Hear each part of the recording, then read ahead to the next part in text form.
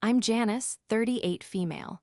I live in what I used to think was a quiet, unassuming suburban neighborhood, the kind with manicured lawns and a false sense of security. For 15 years, I shared my life and my home with my husband, Rick. I'm a school librarian, a job I love for its order and quiet purpose, a stark contrast to the chaos that my life would become. My story is about how the perfect life I thought I had built was nothing more than a house of cards, and how the man I trusted with my entire world decided to set it on fire with me still inside. But it's also about what happens when you're pushed past your breaking point and you discover a strength you never knew you possessed. It's about how hitting rock bottom can be the perfect place to build a new foundation. Before this story unfolds, I'd love to connect with you. Please let me know in the comments where you're watching from and what time it is in your corner of the world. It's amazing to see how far these stories can travel. Rick and I were the picture of stability. College sweethearts who married young, we navigated our 20s and 30s together. We bought our first home, a modest but charming two-story colonial, and poured our weekends into painting walls, planting a garden, and making it ours. He was the ambitious one, climbing the ladder in tech sales with a charisma that could charm anyone. I was the steady one, finding fulfillment in fostering a love of reading in children and creating a warm, comfortable home. We were, by all accounts, a team, a success story. But in the year leading up to the end, the cracks in our facade began to show. They were small at first, almost imperceptible. Rick started traveling more for work, which wasn't unusual, but the trips grew longer and his communication during them became sparse. He'd miss my calls, replying hours later with a curt text. In a meeting, or signal is bad here. He grew distant even when he was home. He'd sit on the couch next to me, scrolling endlessly through his phone, a faint, unreadable smile on his face. When I'd ask what was so interesting, he'd just shake his head and say, "Just work stuff. You'd be bored." The intimacy, both emotional and physical, dwindled to almost nothing. He started blaming it on stress. "This new quarter is brutal, Jan," he'd say, rubbing his temples. "I'm just wiped out." I tried to be the supportive wife. I cooked his favorite meals, gave him space when he seemed to need it, and tried to initiate conversations about his work, his feelings, anything to bridge the growing chasm between us. But it was like talking to a stranger.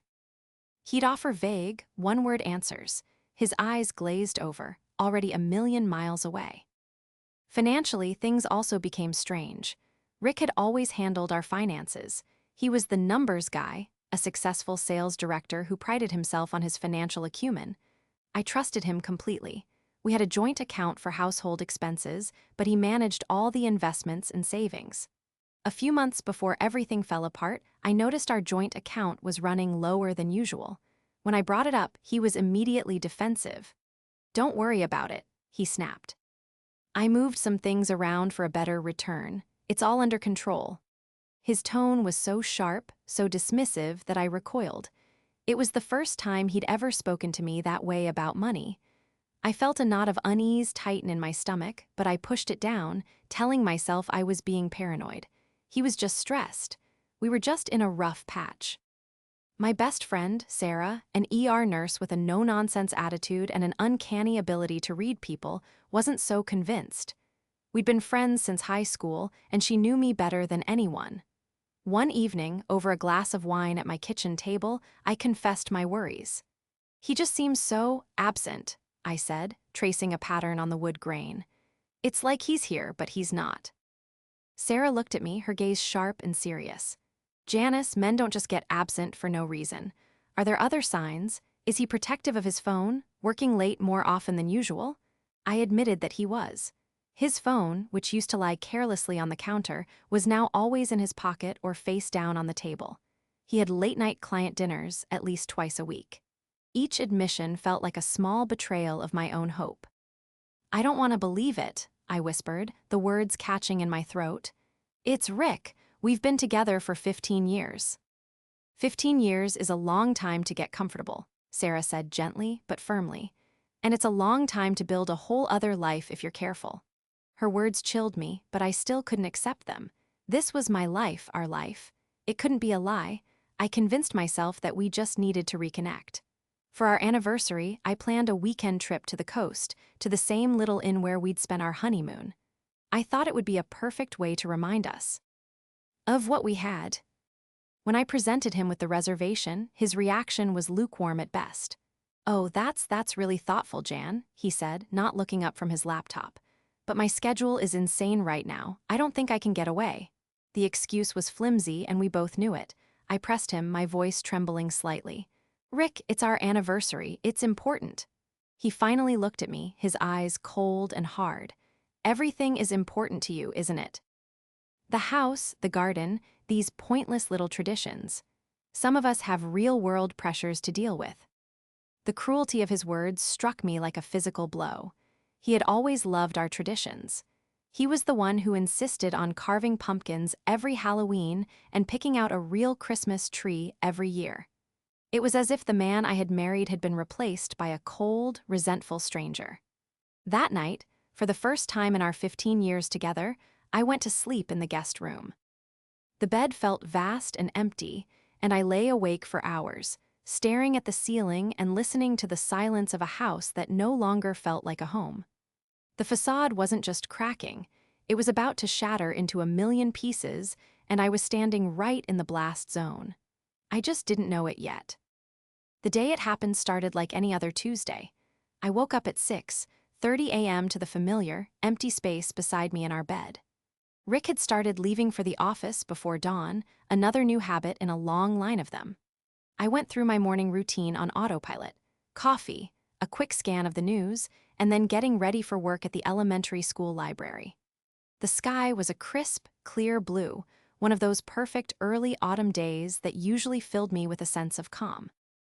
That day, however, a vague anxiety hummed just beneath the surface, a feeling I couldn't shake. I chalked it up to the growing tension at home and tried to focus on the day ahead. The school day was a blur of stamping books, helping third graders with research projects on dinosaurs, and reading a story about a brave little squirrel to a captivated kindergarten class. For a few hours, I was able to lose myself in the comforting world of books and the innocent enthusiasm of the children. It was a temporary reprieve. As the final bell rang and I began tidying up the library for the next day, the familiar knot of dread returned to my stomach. I didn't want to go home to the silence, to the polite but distant stranger who shared my address. I left school around 4:30 p.m., driving through the familiar streets of our neighborhood.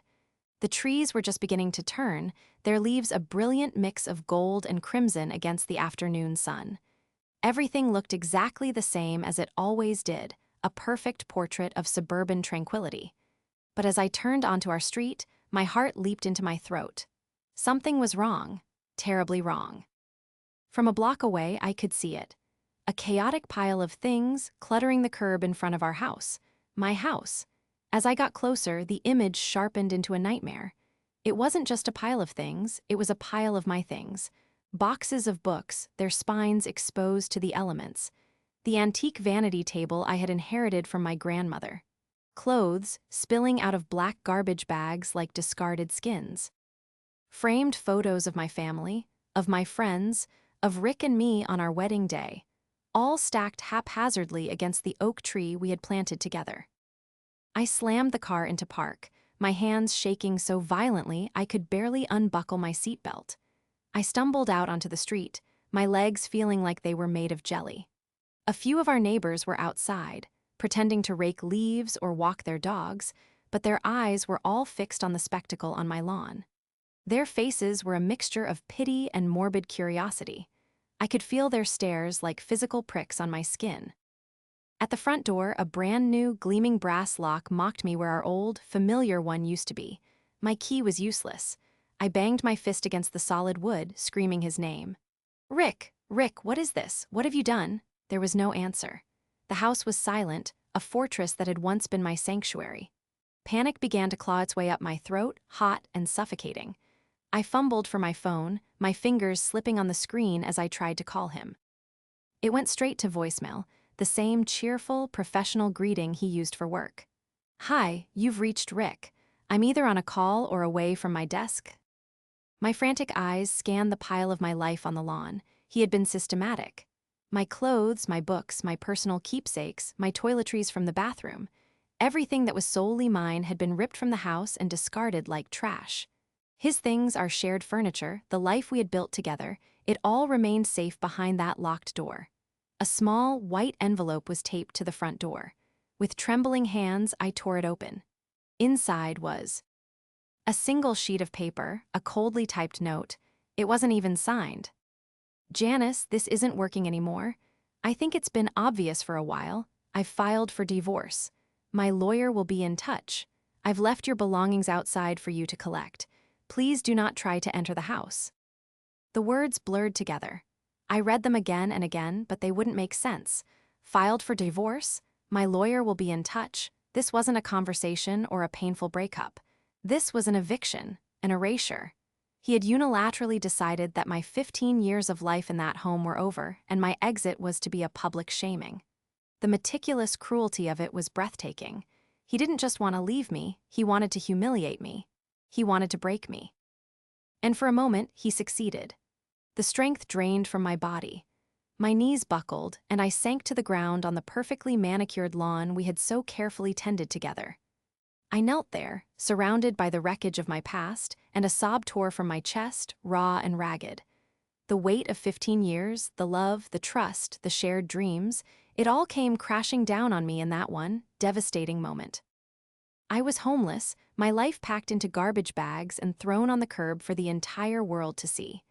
I wrapped my arms around myself, trying to hold the shattered pieces of my life together, but it was no use. Everything was broken. I put my head in my hands and wept, oblivious to the setting sun and the curious eyes of my neighbors. On that lawn of humiliation, I felt a despair so profound I thought it would swallow me whole. I don't know how long I knelt on that lawn, lost in a fog of shock and grief. It could have been minutes or an hour.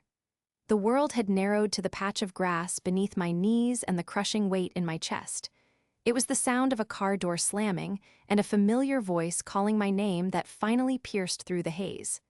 Janice! Oh my God, Janice. It was Sarah. Someone must have called her. She ran across the lawn and knelt beside me, wrapping her strong, capable arms around my trembling shoulders. I came as soon as I heard, she said, her voice a mixture of fury and compassion. She didn't ask what happened, the scene spoke for itself. She just held me as I choked out the story between sobs, showing her the cold, impersonal note from Rick. Her face hardened as she read it. That absolute monster, she muttered, her eyes blazing. Okay. Okay, we're not staying here. We're going to my place. We'll get your things, we'll handle this. Sarah, my pragmatic, crisis-ready ER nurse, immediately shifted into action mode. She called a couple of friends, and within 30 minutes, a small, loyal crew had assembled. They worked with a quiet efficiency, loading my life into the back of a pickup truck. They averted their eyes from the more personal items, treating my belongings with a reverence that stood in stark contrast to Rick's callous disregard. I stood by numbly, unable to do much more than point out which boxes were most fragile. Each item they picked up, a framed photo, a favorite novel, a handmade quilt, felt like a fresh stab of pain. By the time the last garbage bag was loaded, darkness had fallen and the lawn was bare. The only evidence of the afternoon's horror was the cruel glint of the new lock on the front door. The first few days at Sarah's apartment were a blur. I slept on her couch, wrapped in a blanket that smelled of her familiar laundry detergent. I barely ate. I called Rick's number 100 times, always with the same result, voicemail. He had blocked my number. He had simply vanished from my life, leaving a trail of destruction in his wake. I felt hollowed out, a ghost haunting my own life.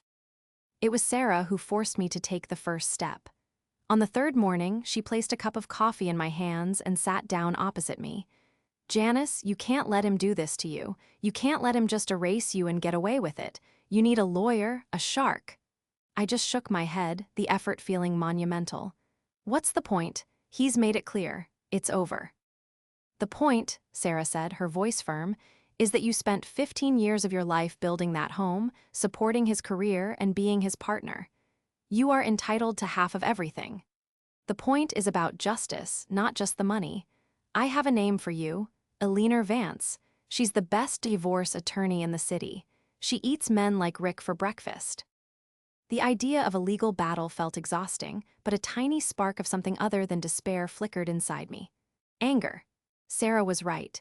He couldn't just throw me away. I agreed to call. Meeting Alina Vance was like getting a shot of adrenaline. She was a woman in her late 40s, impeccably dressed, with sharp, intelligent eyes that missed nothing. She listened to my story without interruption, her expression unreadable. When I finished, my voice cracking as I described the scene on the lawn. She leaned forward. "What he did was not only monstrous, it was legally foolish," she said, her voice calm and confident. "This display of public cruelty will not play well for him, but we can't rely on that. We need to find out what he's been doing. Men who act this rashly and this cruelly are usually hiding something significant." Her words planted a seed, hiding something. The distance, the secretiveness, the defensiveness about money, it wasn't just stress. It was a cover-up. Alina's first piece of advice was to start digging. "Check everything you have access to," she instructed. "Old bank statements, credit card bills, any documents you might have. We're looking for patterns. Unusual expenses, new accounts, anything out of the ordinary." That night, I started my grim archaeology. I went through the boxes of papers that had been stored in my home office.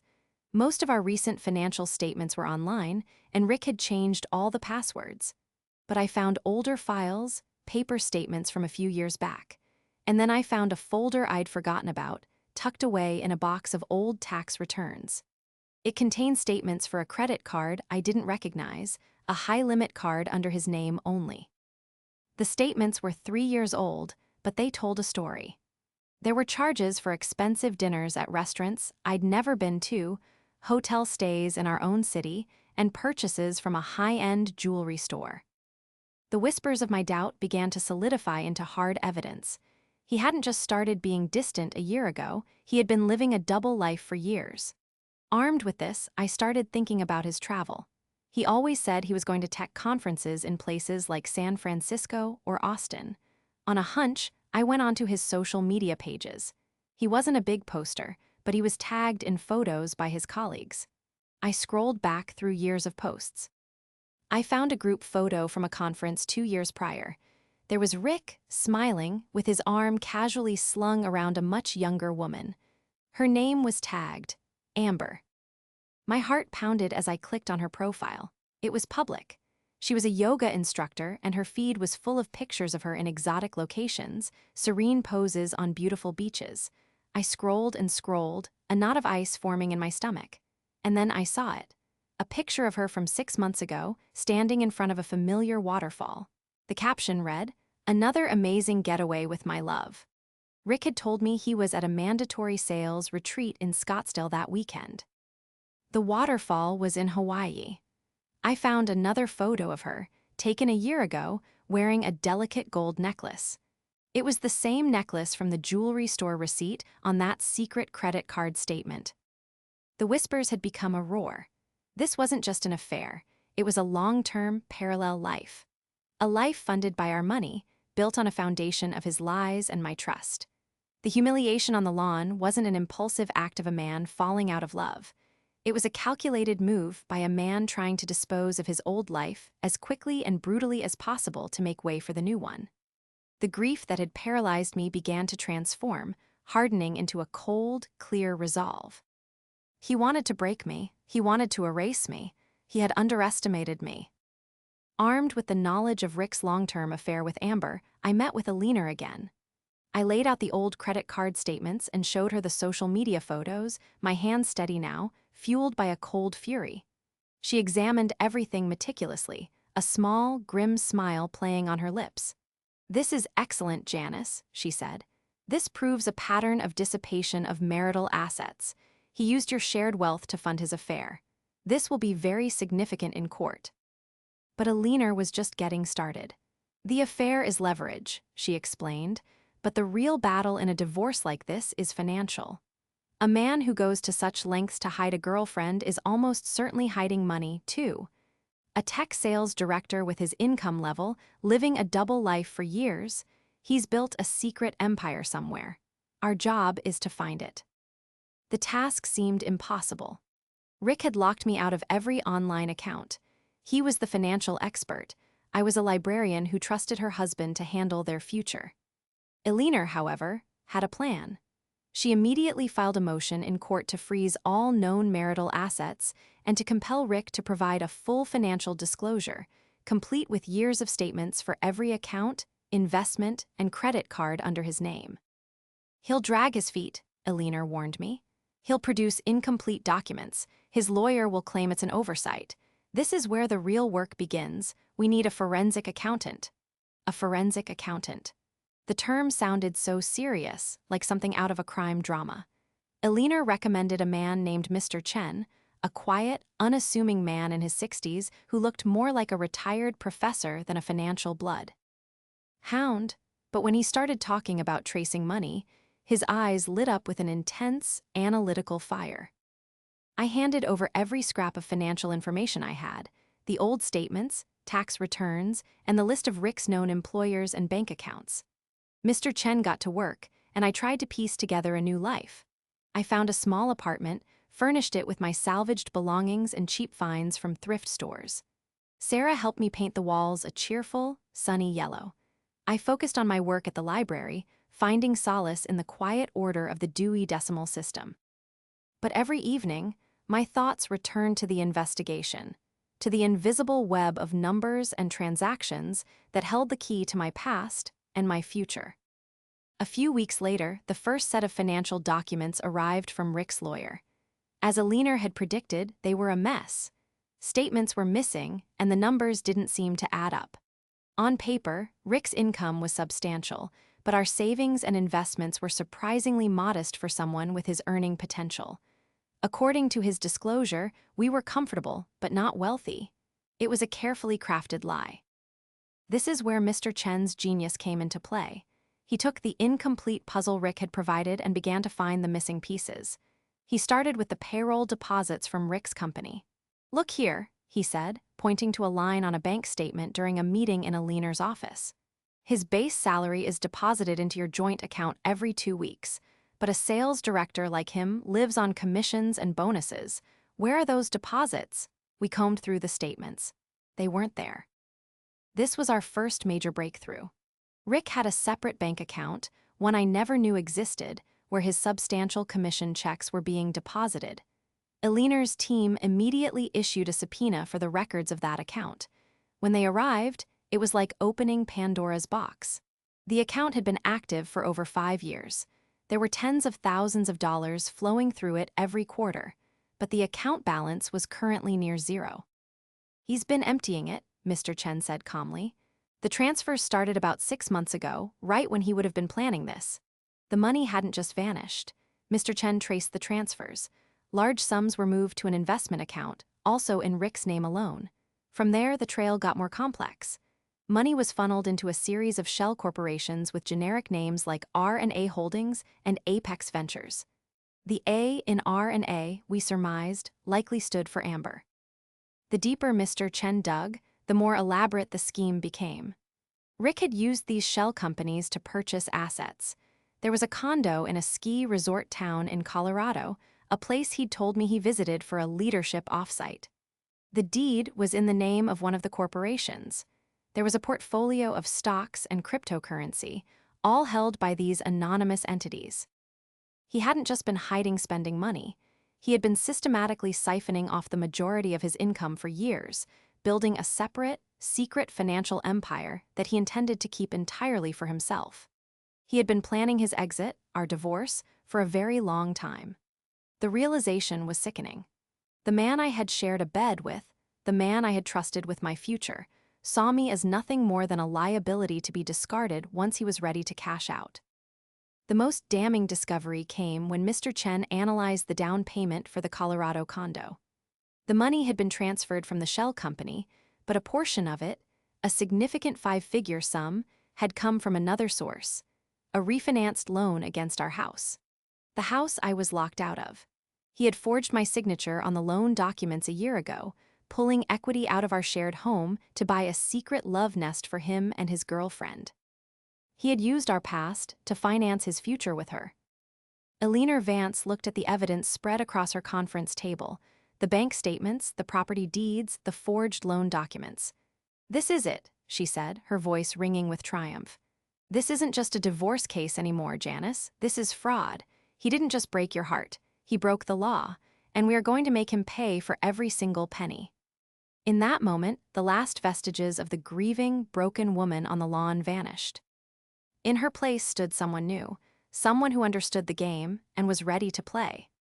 With the discovery of Rick's financial fraud, the entire dynamic of the divorce shifted. We were no longer just arguing over assets, we were building a criminal case. The weeks that followed were intense. My life became a cycle of working at the school, then spending my evenings and weekends in Alina's office, huddled with her and Mr. Chen. I was no longer a passive victim. I was an active participant in the meticulous deconstruction of my husband's deceit. Our first task, Kay, was to organize the mountain of evidence Mr. Chen had unearthed. We created a timeline, a massive document that cross-referenced Rick's travel schedule, the secret credit card statements, Amber's social media posts, and the illicit financial transactions. Seeing it all laid out in chronological order was staggering.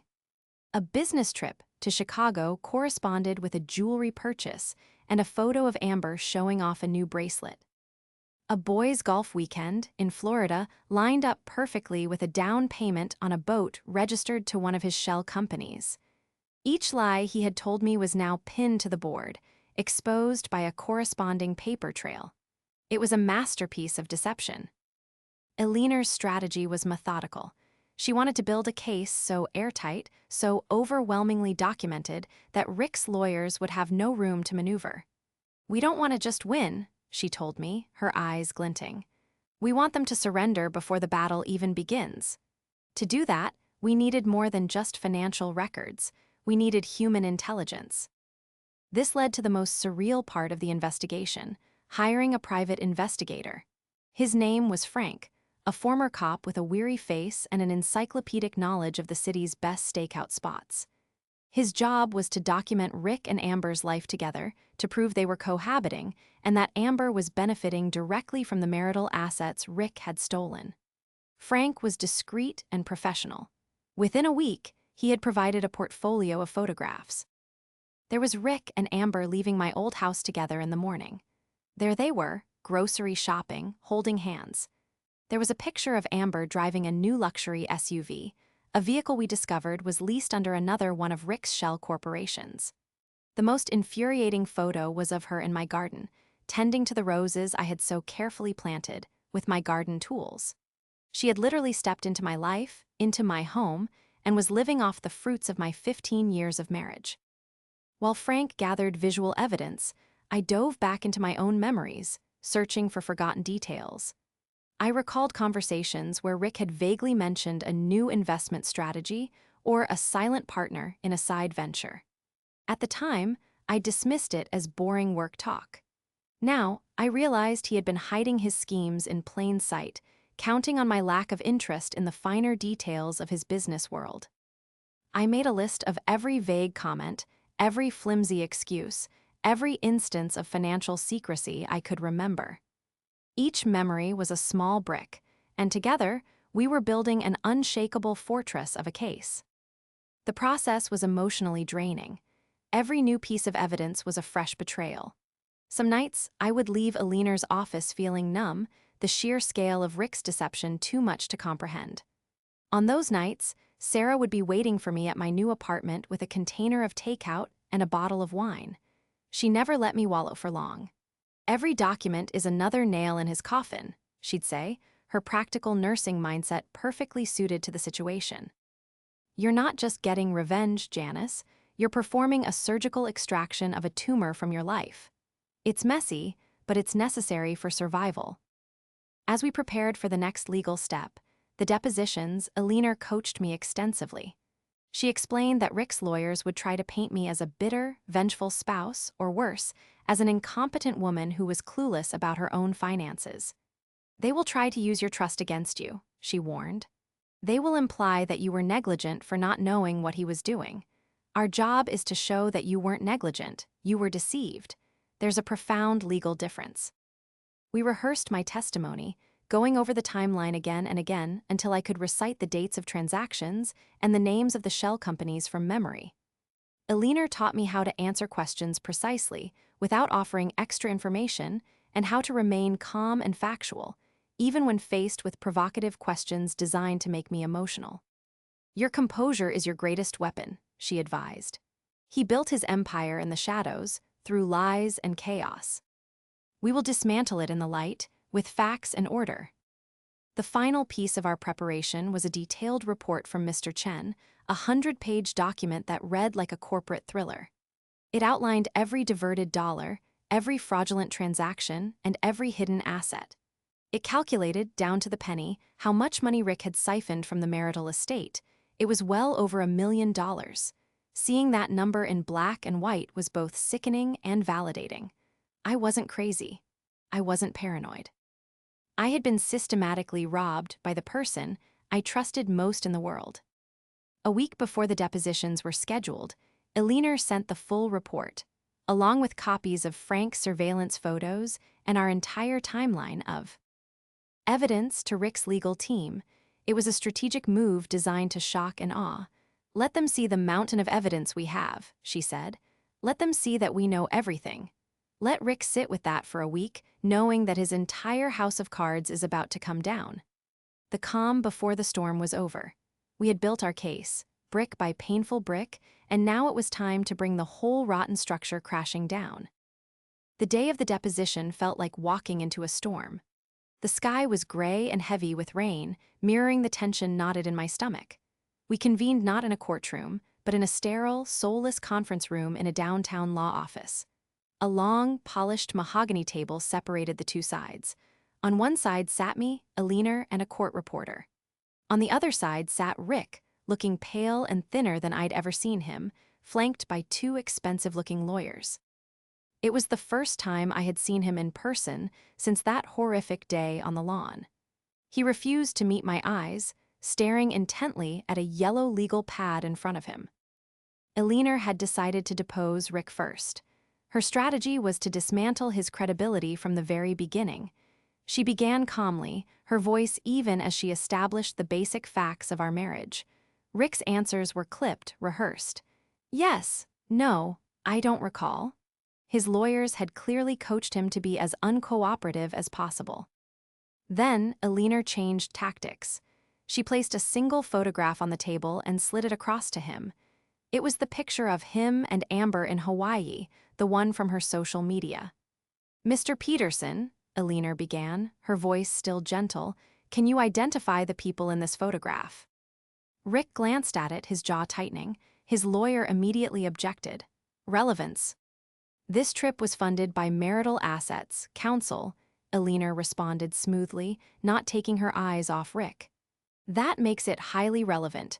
Mr. Peterson, please answer the question. Forced to respond, Rick mumbled, that's me, and a colleague. A colleague? Eliner raised an eyebrow. Her name is Amber, correct? A yoga instructor? She then produced the surveillance photos Frank had taken, laying them out one by one like a winning poker hand. Rick and Amber holding hands. Rick and Amber kissing on the front porch of my former home. Rick and Amber getting into the SUV leased by his shell company. Does your company often provide housing and luxury vehicles for its yoga instructors, Mr. Peterson? Rick's composure began to crack. He stammered, looking to his lawyers for help, but they could do nothing. The evidence was irrefutable. For the next hour, Eliner walked him through his affair, pinning him down with dates, locations, and receipts. His carefully constructed facade of a stressed executive crumbled into the pathetic reality of a middle-aged man caught in a web of his own lies. With his personal credibility shattered, Eliner pivoted to the finances. She brought out Mr. Chen's report, a document as thick as a phone book.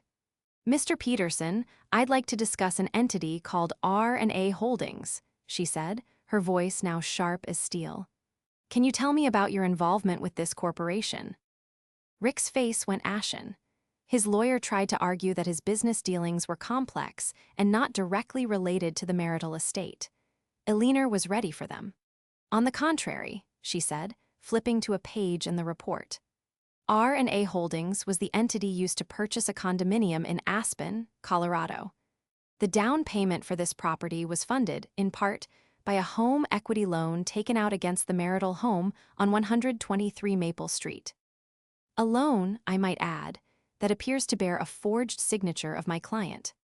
She slid a copy of the loan application across the table.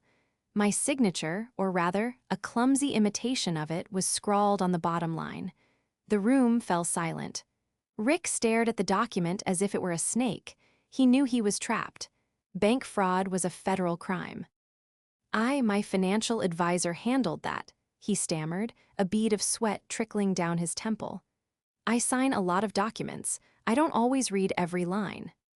So you are testifying, under oath, that you were unaware you were borrowing against your own home to buy a property for your girlfriend? Eleanor pressed. Or that you were unaware your wife's signature was being forged? He had no good answer. Admitting knowledge meant confessing to fraud. Feigning ignorance made him look incompetent and opened up his financial advisor to investigation. He was caught. His lawyers called for a break. They huddled with him in the hallway, their hushed, frantic whispers audible through the door. When they returned 20 minutes later, their entire demeanor had changed. The arrogance was gone, replaced by a grim sense of defeat. One of the lawyers cleared his throat. "Ms. Vance," he said, addressing Eleanor, "my client is prepared to discuss a settlement." Eleanor simply nodded, a flick. Curve of triumph in her eyes. I thought he might be. It was my turn to be deposed next, but it was largely a formality. Rick's lawyers asked a few perfunctory questions, but their hearts weren't in it. They knew they had lost. I answered each question calmly and factually, just as Eleanor had coached me. I presented myself not as a victim, but as a woman who had been wronged and was now seeking a just and fair resolution. The settlement negotiations took place over the following week. Rick's initial offer was insulting. He offered to let me keep my retirement account and a small cash payout, while he would keep the house, the condo, and all of his business investments. Eleanor laughed when she read the email. "He's still trying to play games," she said. Her counteroffer was brutal and non-negotiable. I would receive 70% of the total marital assets, including the full value of all the hidden accounts and properties Mr. Chen had discovered. This percentage was justified by the punitive damages related to his fraud and dissipation of assets. The marital home was to be sold immediately, with the proceeds being part of my 70%. He would be solely responsible for all legal fees, mine and his. Furthermore, he would have to sign a confession of fraud regarding the forged loan document, which Eleanor would hold in escrow, to be filed with the authorities if he ever defaulted on a single payment. His lawyers balked, calling it outrageous. Eleanor gave them a 24-hour deadline to accept. "If not," she told them coolly, "we will see you in court, and my first call will be to the U.S. Attorney's Office to report the bank fraud. Your client can trade his expensive suits for a prison jumpsuit." The call came with an hour to spare. Rick accepted all terms. It was over. There would be no dramatic courtroom showdown, no public trial. Just a quiet, decisive victory, won not with shouting, but with spreadsheets, subpoenas, and the relentless pursuit of truth. I felt not a surge of elation, but a profound sense of relief. The storm had passed. The months following the settlement were a period of profound transition. The sale of the house, my home for 15 years, was the final, painful severing of my old life. I attended the closing with Eleanor, signing my name on the documents that transferred the property to a new family. As I walked away from the title company, I didn't look back. That house wasn't a home anymore. It was a crime scene, a monument to a life that had been a lie. Its sale was not an ending, but a liberation. The financial settlement was life-changing. It wasn't just about the money. It was about the security and independence I had been denied for years. The first thing I did was hire my own financial advisor, a patient and kind woman who walked me through every aspect of investing and planning for my future. For the first time in my adult life, I was in complete control of my own financial destiny. It was empowering. With my future secure, I could finally focus on my present. I used a portion of the settlement to buy a small, charming house for myself in a different part of the city. It was smaller than my old house, but it was all mine. It had a cozy reading nook by a large window and a small yard where I immediately started planting a new garden, not with roses, but with resilient, vibrant wildflowers. Sarah and my other friends threw me a housewarming party. Standing in my new living room, surrounded by people who had supported me through my darkest days, I felt an overwhelming sense of gratitude. I hadn't just survived, I had found a community that had become my true family. I never saw Rick again. I heard through the grapevine that the fallout for him was catastrophic.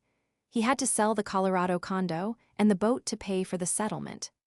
Amber, apparently not as keen on a life without lavish trips and luxury SUVs, left him shortly after the money dried up. His company, upon learning of the fraudulent activities, launched an internal investigation, and he was ultimately fired. The last I heard, he had moved to another state to take a lower-level sales job, his empire reduced to ashes. I felt no satisfaction in his downfall, only a quiet sense of karmic balance. He hadn't been defeated by me, he had been defeated by his own greed and deceit. My own life, once shattered, began to reassemble itself into something new and beautiful. My work at the library became more than just a job, it was my passion. With a small donation from my own funds, I started a new literacy program for underprivileged children in the community. Seeing their faces light up as they discovered the magic of reading gave me a sense of purpose that no amount of money could buy. About a year after the divorce was finalized, a new fourth-grade teacher started at my school. His name was David. He was kind, funny, with a gentle smile and a genuine love for his students. He started visiting the library after school, ostensibly to find books for his classroom, but we would end up talking for hours about books, life, and everything in between. He knew my story. In a small school community, secrets were hard to keep, but he never treated me like I was damaged. He treated me like I was strong. One afternoon, he asked me out for coffee. I was hesitant, the scars from my past still tender, but looking into his honest, warm eyes, I decided to take a chance. Our coffee date turned into dinner. Dinner turned into weekend hikes and visits to museums. It was slow, easy, and completely transparent. There were no secrets, no games. One evening, sitting on the porch of my little house, he took my hand. "Janice," he said softly, "I know you've been through a lot. But I hope you know that you deserve a new chapter, a happy one." Tears welled in my eyes, but for the first time in a long time, they were tears of joy. He was right. My story with Rick was over. The betrayal, the humiliation, the fight for justice, that was the first chapter, a painful but necessary prologue. But now, it was time to turn the page. I was the author of my own story now, and I was finally ready to start writing chapter 2.